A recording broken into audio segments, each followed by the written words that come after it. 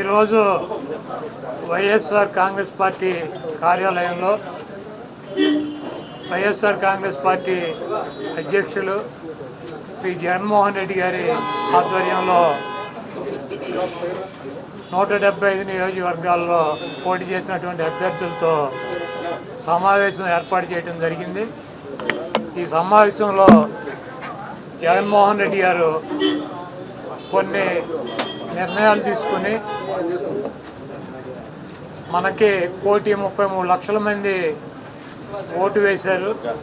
అదేవిధంగా పార్టీ కోసం గ్రామ స్థాయిలో కానీ, వార్డు స్థాయిలో కానీ, విలేజ్ స్థాయిలో కానీ నాయకులు, కార్యకర్తలు అనేక వేల మంది, లక్షల మంది పనిచేశారు.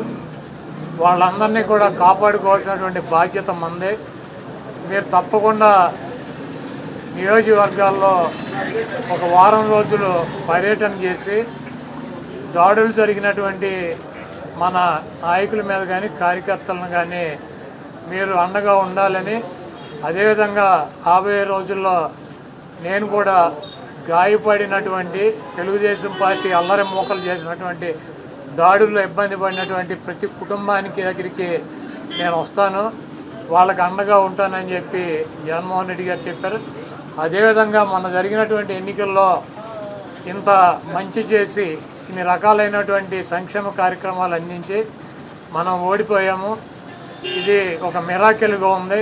దేశవ్యాప్తంగా కూడా మన దగ్గర ఆధారాలు లేవు, అయినప్పటికీ దేశవ్యాప్తంగా మరి శకుని మామ ఎలా అయితే పాచికలు ఎలా కావాలంటే అలా వేస్తాడో అలా తెలుగుదేశం పార్టీ, జనసేన, బీజేపీ కావాల్సినట్టు అక్కడ పాచికలు పడినాయి అని చెప్పి మా పార్టీ కానీ, జగన్మోహన్ రెడ్డి గారిది కానీ, మాది కానీ అభిప్రాయం. అదేవిధంగా రేపు రాబోయే రోజుల్లో ఈ 6 నెలలు కూడా కొంత టైం ఇచ్చి చూద్దాము. ఆ తర్వాత చంద్రబాబు నాయుడు చెప్పినటువంటి దొంగ హామీలని ఎట్టి పరిస్థితుల్లోనూ నెరవేర్చలేడు. ఎందుకంటే ఇవాళ చూసాం, సూపర్ 6 అని పెట్టాడు. ఆ సూపర్ 6లో 18 సంవత్సరాలు దాటినటువంటి ప్రతి మహిళకి 1,500 పెన్షన్ ఇస్తానన్నాడు. రేపు 1వ తారీఖు ఇస్తున్నాడా? దాని గురించి మాట్లాడట్లా. 3 గ్యాస్ సిలిండర్లు ఇస్తానని చెప్పాడు, దాని గురించి మాట్లాడట్లా. బస్సుల గురించి మాట్లాడట్లా. అదేవిధంగా బీసీ కానీ, ఎస్సీ కానీ, ఎస్టీ కానీ వర్గాలకి 50 సంవత్సరాలు దాటిన వాళ్ళకి పెన్షన్ ఇస్తానని చెప్పాడు సూపర్ 6లో. దాని గురించి మాట్లాడట్లా. అది ఎప్పుడు ఇస్తాడో చెప్పట్లా. అదేవిధంగా ఇంకోటి 20 లక్షల మందికి నిరుద్యోగులకి ఉద్యోగాలు ఇప్పిస్తాను, ఉద్యోగాలు కనుక ఇప్పించలేకపోతే ఈ లోపు 3,000 రూపాయలు నిరుద్యోగ వృత్తి కూడా ఇస్తానని చెప్పి సూపర్ 6లో పెట్టాడు. మొన్న తెలంగాణలో హరీష్ రావు గారు మాట్లాడుతూ చెబుతున్నాడు, చంద్రబాబు నాయుడు గారు చెప్పిన వాగ్దానాన్ని ఏమీ చెప్పాడు. 1000 రూపాయలు ఈయన పెంచింది. ఇప్పుడు వచ్చి 3,000 ఆల్రెడీ ఇచ్చేది జగన్మోహన్ రెడ్డి గారు. 3,000 ఇస్తా అంటే ఈయన వచ్చి 1000 ఇచ్చాడు. మీరు అక్కడ 2,000 ఇస్తా అంటే రేవంత్ రెడ్డి 4,000 చేయాలి కాబట్టి అక్కడ ఇబ్బంది పడుతూ ఉంటాడు. ఇంకా ఈయన సూపర్ 6 అని చెప్పి ప్రతి మహిళకి 1,500 రూపాయలు ఇస్తాడు 18 సంవత్సరాలు దాటిన వాళ్ళకి. మరి ఆ వాగ్దానం ఎప్పుడు చేస్తాడు? రేపు 1వ తారీఖు ఇవ్వరా?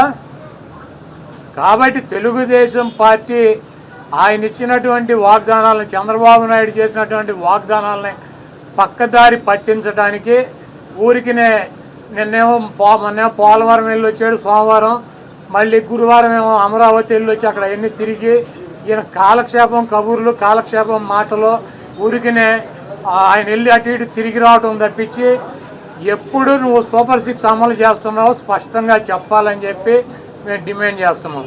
ఎవరిని టార్గెట్ చేసుకున్నప్పుడు నేను పోయినంత మాత్రాన నన్ను టార్గెట్ చేస్తే వైఎస్ఆర్ కాంగ్రెస్ పార్టీ ఏం ఆగదు. జగన్మోహన్ రెడ్డి గారు ఇంటికి కూడా వీళ్ళు ఏం పీకలేరు. నన్ను కాదు, జగన్మోహన్ రెడ్డి గారిని టార్గెట్ చేస్తారు. ఇక్కడ మీరున్న సెక్యూరిటీ అంతా తీసేసి, గన్మెన్లను తీసేసి, ఇంకా 15 రోజులు ఎలక్షన్ జరగలేదు, కమిటీ సిఫార్సులు రాలేదు, ఇక్కడ మొత్తం అంతా కూడా సెక్యూరిటీ తీసేశారు కదా. తీసేసి ఎల్లో మీడియా కెమెరాలు పట్టుకొచ్చి జగన్మోహన్ రెడ్డి గారి ఇంట్లోకి ఎట్టేళ్ళాలి, గోడదు గెట్టెళ్ళాలి, ఇవన్నీ కూడా వాళ్ళే చూపిస్తున్నారు. కాబట్టి ఇక్కడ టార్గెట్ ఎవరు దొరికితే ఆ టార్గెట్, ఇటువంటి వాటికి భయపడే ప్రసక్తి లేదు.